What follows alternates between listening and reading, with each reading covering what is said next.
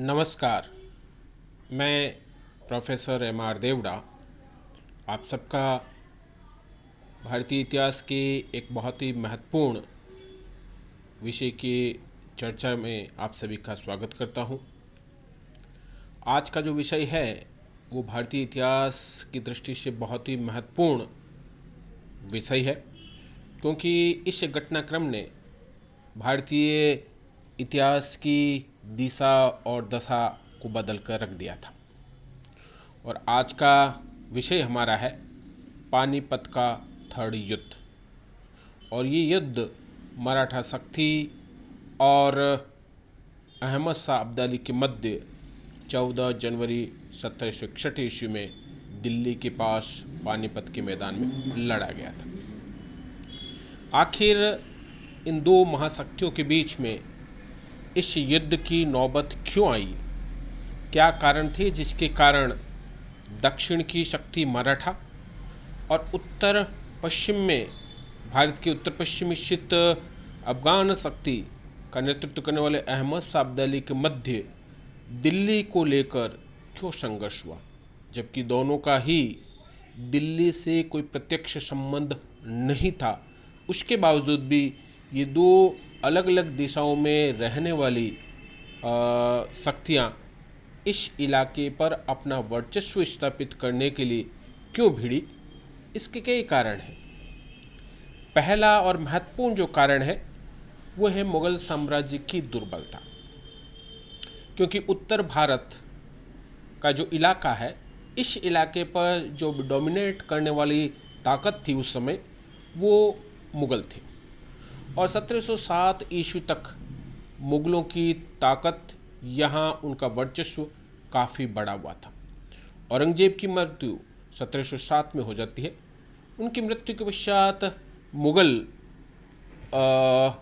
शासन की गद्दी पर जो भी बादशाह बनते हैं वो उनसे पूर्व वाले बादशाहों के समान ताकतवर नहीं होते।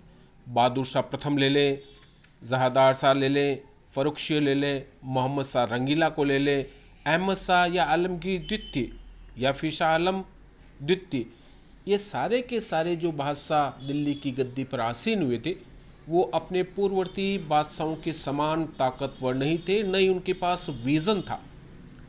इसके कारण मुगल सत्ता धीरे धीरे कमज़ोर होने लगी थी और इस सत्ता को चुनौती देने के लिए अन्य इलाकों की जो ताकतें थी वो उनको चुनौती देने लगी और इस इलाके पर अधिकार करने का भी प्रयास करने लगी थी। आप देखेंगे इन बादशाहों की ताकत की कमी के कारण मुगल साम्राज्य भी धीरे धीरे संकुचित होने लगा था।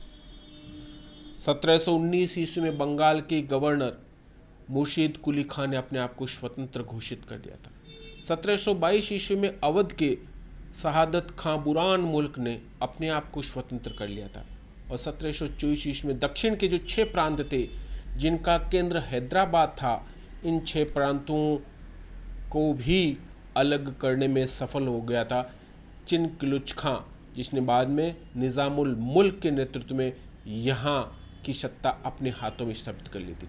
यानी एक तरह से देखा जाए तो मुगल साम्राज्य की जो दायरा था वो संकुचित होकर सिर्फ दिल्ली और उत्तर पश्चिमी इलाकों में पंजाब, सिंध और दोआब का इलाका, ये सारा का सारा इलाका ही उनके अधिकार क्षेत्र में था।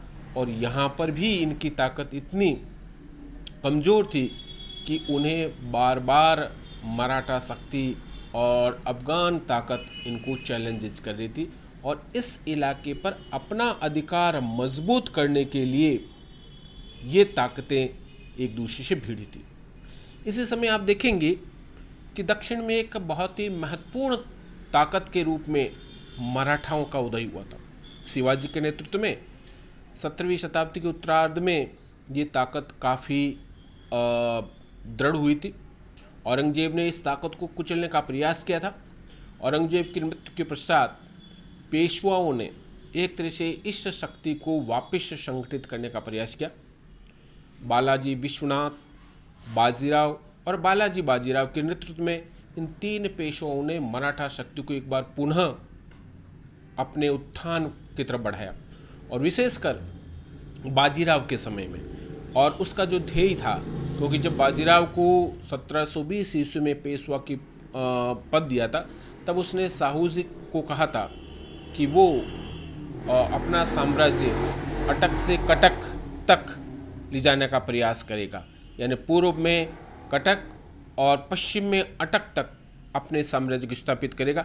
और इसी की नीति के तहत मराठाओं ने अपना साम्राज्य का विस्तार किया था। उनकी मुख्य नीति थी मराठा शक्ति का विस्तार करना और भारत में मराठा प्रभुत्व को स्थापित करना। इसके साथ साथ उनका जो दूसरा लक्ष्य था, हिंदुओं की रक्षा करना, हिंदुओं की धर्म स्थलों की रक्षा करना भी उनका उद्देश्य था। और साथ में ही अपने आर्थिक हितों की पूर्ति करने के लिए भी मराठा शक्ति लगातार भारत में मुगल साम्राज्य की जो प्रांत थे उन प्रांतों पर आक्रमण करके उनको विजित करने, उन पर अपना प्रभुत्व बढ़ाने का वो प्रयास कर रहे थे। और उसी के तहत आप देखेंगे गुजरात, मालवा और 1737 ईस्वी में तो दिल्ली को बाजीराव ने घेर लिया था। यानी उनकी नीति थी कि उत्तर भारत में जो मुगल साम्राज्य, मुगल शक्ति जो कमज़ोर हो रही है, उस जगह को भरने का प्रयास मराठा शक्ति कर रही थी। और इसी के तहत 1752 ईस्वी में मुगल मराठा संधि हुई थी, यानी मुगलों को बाध्य होकर मराठों के साथ संधि करनी पड़ी। और इस संधि के तहत उनको 50 लाख रुपए वार्षिक चौथ या कर देने का उन्होंने वचन दिया। साथ में ही पंजाब, सिंध और दोआब का जो इलाका है, यहाँ से भी चौथ वसूली का अधिकार मराठों के दिया था। यानी एक तरह से देखा जाए तो ये जो मराठा शक्ति थी वो उत्तर भारत में अपनी ताकत बढ़ाने का प्रयास कर रहे थे।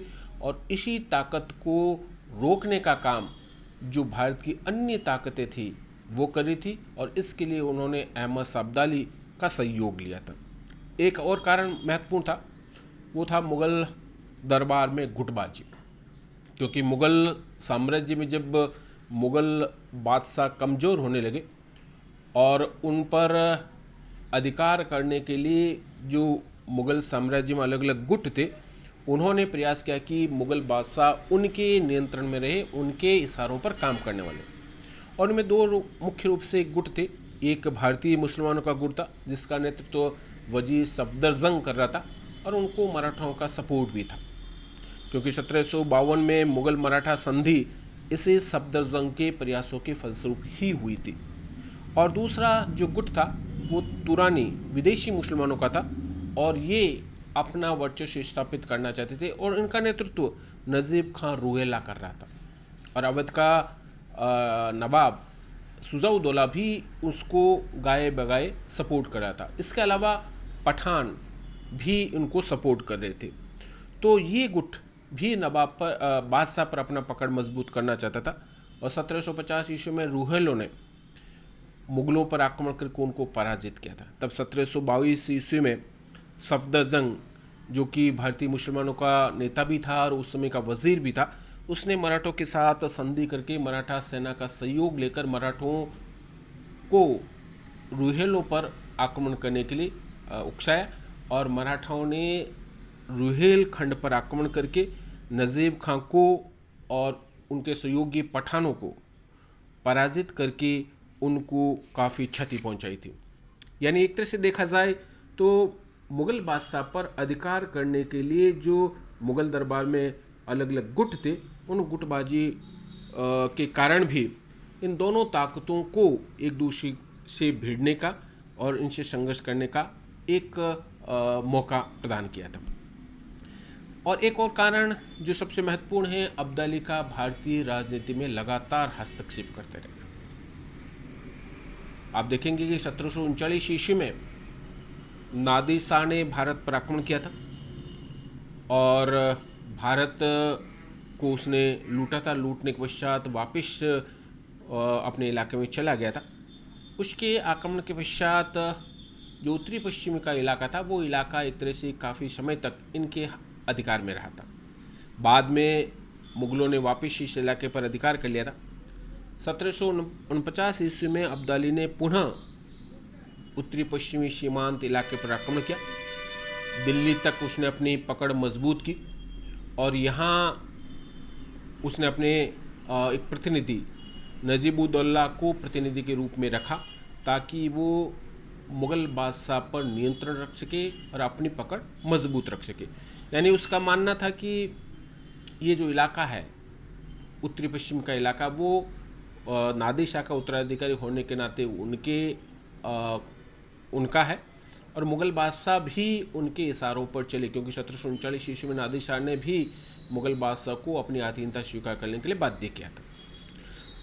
1752 ईस्वी में पंजाब पर उसने पुनः आक्रमण किया और उसने मुग़ल बादशाह को पंजाब और मुल्तान का इलाका उसे सौंपने के लिए मजबूर कर दिया था। मुग़ल बादशाह ने भी इस इलाके को उनको सौंप दिया था, परंतु 1752 ईस्वी में मुग़ल मराठा संधि के पश्चात एक बार पुनः मुग़लों की तरफ से मराठों ने इन इलाकों पर आक्रमण करके उनको अपना अधिकार कर लिया था। 1757 के आसपास एक बार अब्दाली ने पुनः भारत पर आक्रमण किया और आक्रमण करके पंजाब और उसके आसपास का इलाका उसने जीत लिया था, परंतु उसके जो ही वापस अफ़गानिस्तान की तरफ जाने पर मराठों ने पुनः इस इलाके पर आक्रमण किया, दिल्ली पर आक्रमण करके उस पर अधिकार कर लिया। आलमगीर द्वितीय को दिल्ली के गद्दी पर पुनः आसीन किया और अपने विश्वस्त लोगों को उनकी सहायता लगाई, जिसमें गाज़ीउद्दीन को वज़ीर के रूप में, अहमद शाह बंगश को मीर बख्शी के रूप में नियुक्त किया और बाद में उन्होंने लाहौर और सरहिंद पर भी आक्रमण करके उस इलाकों को भी जीत लिया और यहाँ अब्दाली का जो पुत्र था तैमूर शाह, उसको भी यहाँ से पराजित करके भागने के लिए मजबूर कर लिया था। यानी एक तरह से देखा जाए तो अहमद शाह अब्दाली के जो लगातार प्रयास हो रहे थे पंजाब और सिंध के इलाकों पर, यानी उत्तरी पश्चिमी सीमांत इलाके पर अधिकार करने का जो प्रयास हो रहे थे, वो मराठा शक्ति उन वापिस पुनः आक्रमण करके उसके इस प्रयासों को विफल कर रहे थे। ऐसी स्थिति लगातार नहीं रह सकती थी और उस समय जो दूसरी महत्वपूर्ण शक्ति थी रुहेला, जो बार बार अहमद शाह अब्दाली के सहयोग कर रहे थे, उनको भारत पर आक्रमण करने के लिए आमंत्रित कर रहे थे, उनको परास्त करने के लिए मराठों ने दत्ताजी सिंधिया के नेतृत्व में रुहेलों पर आक्रमण के लिए भेजा। उन्होंने रुहेलों पर आक्रमण करके नजीब जंग को परास्त करने का प्रयास किया। नजीब खान ने अवध के नवाब सुजाउद्दौला से सहायता लेकर किसी तरह से दत्ताजी सिंधिया की शक्ति को रोकने का प्रयास किया और साथ में उसने अहमद शाह अब्दाली को भी भारत पर आक्रमण करके उसकी सहायता करने के लिए आमंत्रित किया।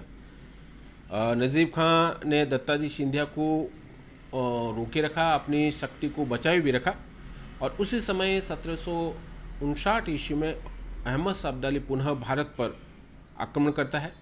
लाहौर पर आक्रमण करके यहाँ मराठा सेना के सेनापति सब्बाजी सिंधिया को परास्त करके लाहौर और पंजाब पर वो अधिकार कर लेता है और यहाँ से वो आगे बढ़ता है और आगे बढ़कर वो दिल्ली के पास बरारी घाट नामक स्थान पर 10 जनवरी 1760 ईस्वी को दत्ताजी सिंधिया के नेतृत्व में मराठा सेना को परास्त करता है। दत्ताजी सिंधिया इस युद्ध में गोली लगने के कारण मारे जाते हैं और यहाँ से मराठा सेना को परास्त करने के पश्चात अहमद शाह अब्दाली दिल्ली की ओर प्रस्थान करता है और दिल्ली में उस समय मराठा सेना का जो सेनानायक था मल्हार राव होलकर, उसको परास्त करके उस पर भी अधिकार कर लेता है। यानी आप देखेंगे कि उस समय की जो स्थितियाँ ऐसी बनती है कि दिल्ली पर अपना वर्चस्व स्थापित करने के लिए इन दोनों ही ताकतों ने, यानी उत्तर पश्चिम की अफगान शक्ति ने, जिसका नेतृत्व अहमद शाह अब्दाली कर रहे थे, और दक्षिण की शक्ति मराठा, जिसका नेतृत्व उस समय बालाजी बाजीराव कर रहे थे, वो अपना नियंत्रण स्थापित करने का प्रयास कर रहे थे और उन्हीं के फलस्वरूप उन दोनों के मध्य पानीपत का थड़ युद्ध होता है।